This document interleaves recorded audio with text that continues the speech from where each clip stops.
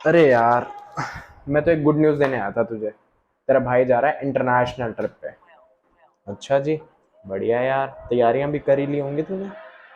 अरे हाँ हाँ भाई, सब सेट है। अच्छा ये बता, सबसे इम्पोर्टेंट है फॉरेक्स कार्ड। वो तो ले लिया ना? फॉरेक्स कार्ड वो क्यों चाहिए भाई मुझे? करेंसी वगैरह तो एक्सचेंज करवा ही ली मैंने।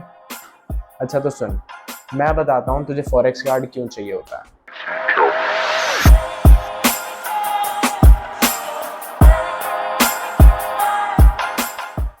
So hi guys, hope you are doing absolutely fine. I'm Tanmay and you are watching Sherdil Indian.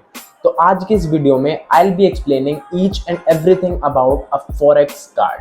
तो जुड़े रहना लास्ट तक इसी वीडियो में ताकि कोई भी इंपॉर्टेंट इन्फॉर्मेशन मिस ना हो जाए। तो फॉरेक्स कार्ड के बारे में कुछ भी जानने से पहले सबसे पहले हमें ये पता होना चाहिए कि फॉरेक्स कार्ड होता क्या है। So forex card is nothing but a prepaid card that can be loaded with one or more currencies and you can use it to pay out your expenses in local currency of that country where you are making that transaction. In simple terms जैसे एक prepaid SIM होती है ना, जिसमें आप लोग recharge वगैरह करवा कर उसको यूज़ कर सकते हो और जब तक उसको यूज़ कर सकते हो जब तक उसकी वैलिडिटी ख़त्म नहीं होती या फिर जो भी चार्जेस उसके अंदर पड़े होते हैं वो ख़त्म नहीं हो जाते। बिल्कुल उसी तरह फॉरेक्स कार्ड्स होते हैं जिसमें आप पहले से रिलोड करवा लेते हो और जब भी आप किसी दूसरी कंट्री में जाते हो और आप अपने एक्सपेंसेस पे आउट करना चाहते हो तो आप उससे डायरेक्ट पे आउट कर सकते हो। और ना ये एक बिल्कुल रेगुलर डेबिट कार्ड की तरह ही होते हैं। जैसे आप इंडिया में अपने डेबिट कार्ड्स यूज़ करते हो वैसे ही आप बाहर जाके अपने डेबिट कार्ड की तरह फॉरेक्स कार्ड को यूज़ कर सकते हो और कहीं पे भी आपको अपने एक्सपेंसेस पे आउट करने हो तो आप इसको यूज़ करके पे आउट कर सकते हो। और साथ ही अगर आप एटीएम से भी विड्रॉल करवाना चाहते हो तो बहुत ईजीली अपने डेबिट कार्ड से विड्रॉल करवा सकते हो, जिसके लिए कुछ फीस होती है जो डिसाइड कर रखी होती है फॉरेक्स कंपनीज ने या फिर बैंक्स ने जिनके थ्रू आपने फॉरेक्स कार्ड अप्लाई किया होता है। तो इसमें ना कोई लिमिट नहीं होती है, आप कितना भी इसमें रिचार्ज करवा सकते हो। तो सबसे पहले तो ये जानना ज़रूरी है कि फॉरेक्स कार्ड ही क्यों चूज़ करें ओवर अदर इंटरनेशनल कार्ड्स। तो फॉरेक्स कार्ड इसलिए यूज़ करना चाहिए because they impose comparatively lesser foreign exchange fees, withdrawal fees. तो वीडियो में आगे बढ़ने से पहले कुछ कीवर्ड्स के बारे में बात कर लेते हैं जो आप इस वीडियो में आगे सुनते रहोगे और आगे कंफ्यूजन ना हो, इसलिए मैं पहले उसके बारे में डिस्कस कर लेता हूँ। बहुत ही सिंपल लैंग्वेज में समझाऊंगा ताकि आगे जो भी मैं एक्सप्लेन करूँ तो उसमें आपको बिल्कुल भी परेशानी या दिक्कत ना आए। तो जो सबसे पहला कीवर्ड जिसके बारे में हम बात करेंगे वो है इशुएंस फीस या फिर कार्ड एक्टिवेशन फीस। ये टर्म आपको बार बार सुनने को मिलेगी, बट इसका मतलब ये है कि जो भी इशूअर होगा, जो आपको कार्ड इशू करके देगा, बैंक या फिर आपकी फॉरेक्स कंपनी, वो आपको एक फीस इम्पोज करेगा सबसे पहले आपको एक कार्ड इशू करने के लिए। वो होती है कार्ड एक्टिवेशन फीस। जो सेकंड कीवर्ड है जिसके बारे में आपको सुनने को मिलेगा वो है रीलोड फीस। तो जब भी आपके card, forex card out of cash हो जाएगा और आप उसको वापस से रीलोड करवाने जाओगे तो जो फीस इम्पोज करेगा आपका बैंक वो होगी रीलोड फीस। तो जो थर्ड कीवर्ड है जिसके बारे में हम बात करेंगे वो है कैश विड्रॉल फीस, और ये फीस आपसे आपकी फॉरेक्स कंपनी ही चार्ज करेगी। जब भी आप किसी और बैंक के एटीएम से आप पैसे निकलवाओगे तो जो आपसे आपकी फॉरेक्स कंपनी चार्ज करेगी पर ट्रांजैक्शन पैसे निकालने के लिए वो होगी कैश विड्रॉल फीस। तो जो फोर्थ कीवर्ड है जिसके बारे में हम सबसे ज़्यादा बात करेंगे और जो सबसे ज़्यादा इंपॉर्टेंट भी है वो है कन्वर्जन फीस या फिर क्रॉस कंट्री मार्कअप फीस।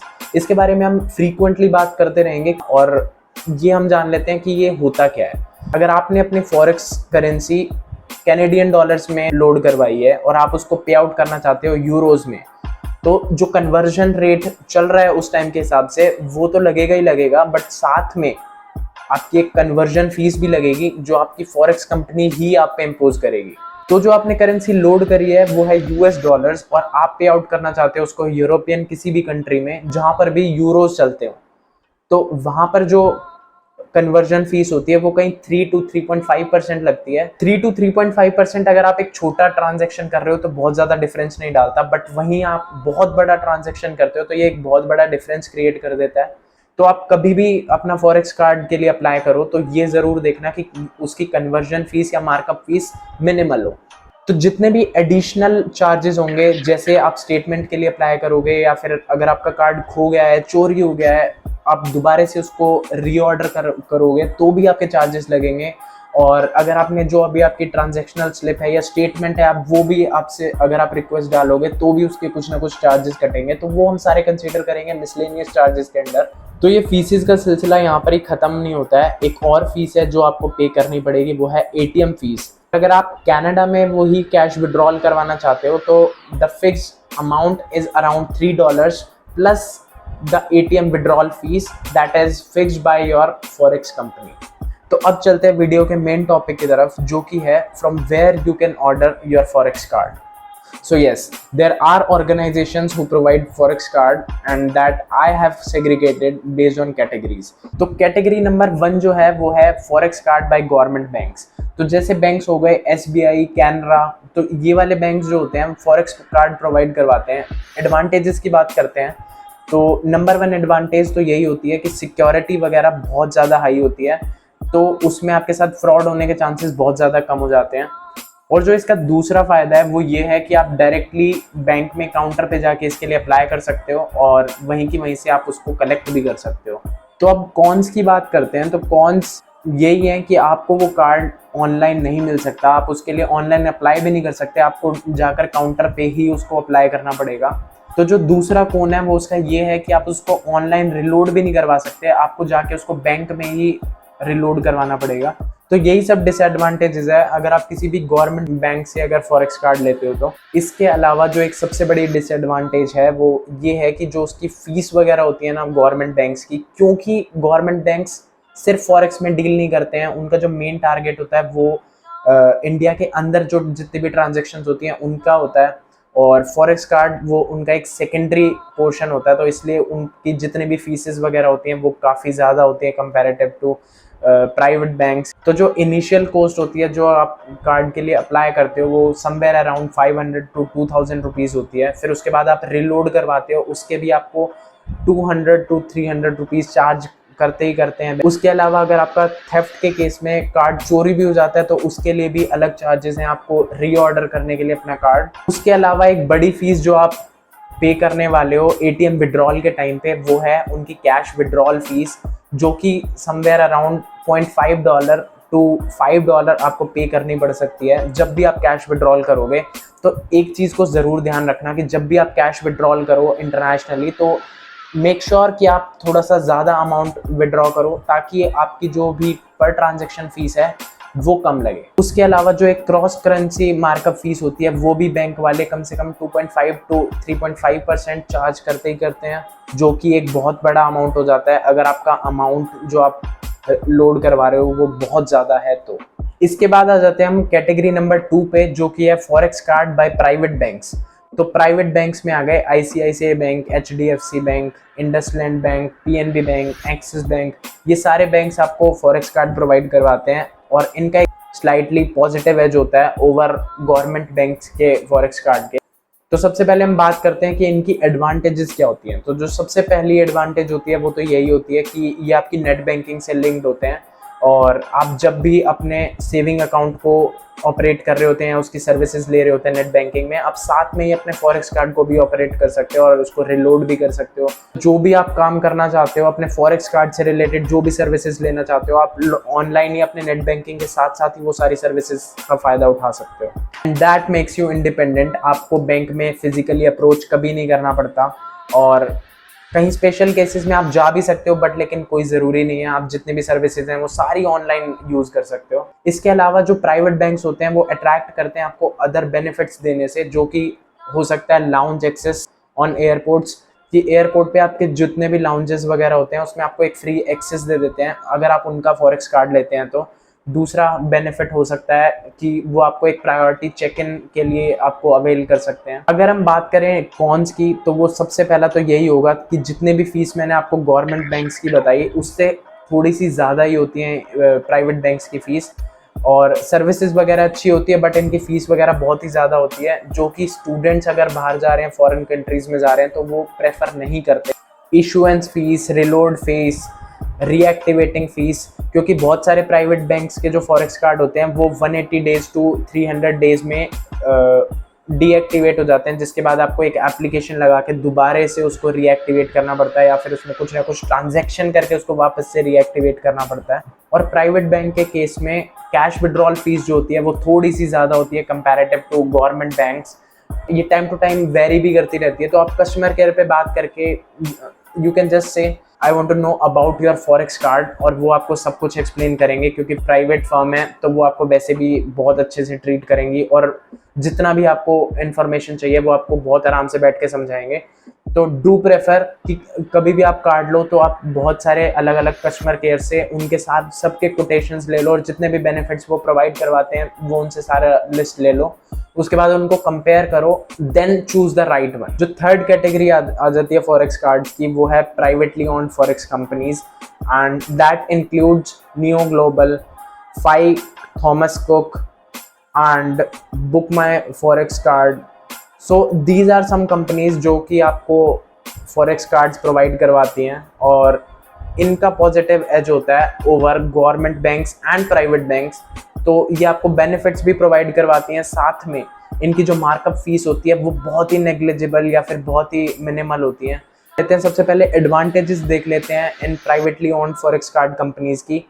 कि सबसे पहली तो एडवांटेज यही है कि that you can order it online and by sitting anywhere any time, and you will not be charge any extra money for ordering your card. तो जो दूसरा फायदा होता है उसका वो यही होता है कि आप उसकी सारी सर्विसेज का फायदा ऑनलाइन ही उठा सकते हो। जैसे कि उसकी सर्विसेज हो गई, थेफ्ट के टाइम पे आप उसको ब्लॉक करना चाहते हो तो आप उसको ऑनलाइन ही ब्लॉक कर सकते हो। दूसरा उसका फायदा हो गया कि आप उसको ऑनलाइन ऑर्डर कर सकते हो, आपको ज़रूरी नहीं है कि आपको कहीं पर जाना ही पड़ेगा। आप घर बैठे बैठे बहुत ईजी से सिंपल स्टेप्स में आप अपना अकाउंट ओपन कर सकते हो और साथ में अपना कार्ड भी ऑर्डर कर सकते हो।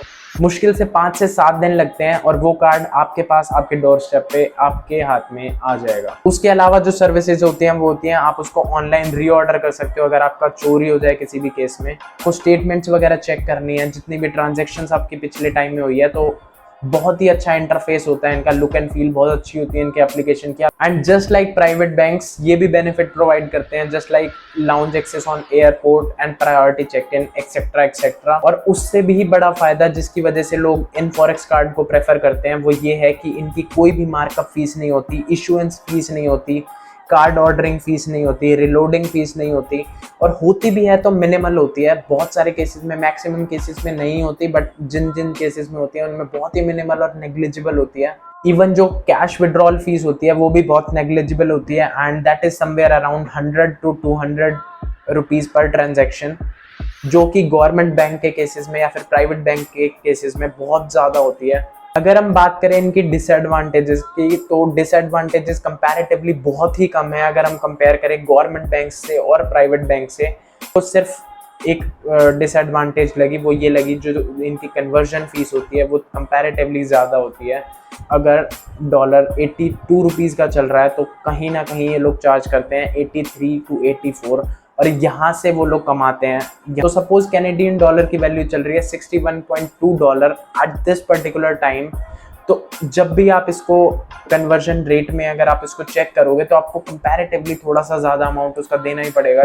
तो जो दूसरी डिसएडवांटेज है वो यही है, क्योंकि ये ऑनलाइन बेस्ड प्लेटफॉर्म्स हैं सारे, तो इनका कोई गो टू प्लेस नहीं होता, और किसी किसी स्पेशल केसेस में इनकी जो सर्विसेज होती हैं वो भी अच्छी नहीं होती, जिनके कारण लोगों को बहुत ज़्यादा परेशानियां हो जाती हैं, और इनके जो सर्विस सेंटर्स होते हैं वो भी रिप्लाई करना बंद कर देते हैं। तो उस टाइम पे आप एकदम स्टक हो जाते हो और आपको समझ नहीं आता कि आप क्या करो उसके आगे। इसके अलावा जो मुझे डिसएडवांटेज दिखती है वो कुछ ज़्यादा नहीं है, वो बल्कि अगर आप गवर्नमेंट वाले फॉरेक्स कार्ड लोगे तो भी मिलेंगी, अगर आप प्राइवेट वाले लोगे तो भी मिलेंगी। That is cash withdrawal fees, जो कि लाई करती है somewhere around $1 to $3, and that is also minimal. तो एक और सजेशन जो मेरी तरफ से मैं आपको देना चाहूँगा वो यही है कि जब भी आप फॉरेन ट्रैवल कर रहे हो या फिर आप इंटरनेशनल ट्रिप पर जा रहे हो, तो आप अपना जो भी आपका सेविंग अकाउंट है इंडिया में उसकी नेट बैंकिंग ज़रूर ऑन करके जाएं, ताकि आप जितनी भी सर्विसेज हैं, अगर आप अपने फॉरेक्स कार्ड में मनी रिलोड करना चाहते हैं तो आप उसको ऑनलाइन ही रिलोड कर सकें। और उसका ये भी फ़ायदा होगा कि जो भी सर्विसेज होंगी आपको अपने होम कंट्री वाले बैंक से चाहिए होंगी वो आप ऑनलाइन ही कर सकते हो, जहाँ पर भी आप चाहते हो, जैसे भी आप चाहते हो। उसके लिए आपको बैंक काउंटर्स पे अप्रोच करने की कोई ज़रूरत नहीं। तो किसी भी कार्ड को लेने से पहले उसकी फीस और उसके फीचर्स ज़रूर कंपेयर कर लेना, और ज़रूरत पड़े तो उनके कस्टमर केयर पर भी बात करके जितने भी आपको डायरेक्शंस और आपके इन्फॉर्मेशन चाहिए वो ज़रूर उनसे पता कर लेना। And then only choose that forex card that suits your travel requirements. अगर वीडियो पसंद आई हो तो लाइक ज़रूर कर देना, मेरी मोटिवेशन के लिए चैनल को सब्सक्राइब ज़रूर कर देना। और कोई भी डाउट रह गया हो जो मैंने इस वीडियो में नहीं कवर कर पाया हूँ, तो अगर मैं कवर नहीं कर पाया हूँ तो प्लीज़ कमेंट में आके ज़रूर बता देना। मैं ज़रूर ट्राई करूँगा कि मैं रिप्लाई करके आपके आंसर्स दे सकूँ। और आपका हर एक सब्सक्राइब मुझे मोटिवेट करता है कि मैं आगे और वीडियोज़ लाऊँ आपके लिए। तो मिलते हैं फिर ऐसी किसी अगली वीडियो में। तब तक अपना और अपने परिवार का ध्यान रखें। Drink water, stay hydrated. जय हिंद, जय श्री राम।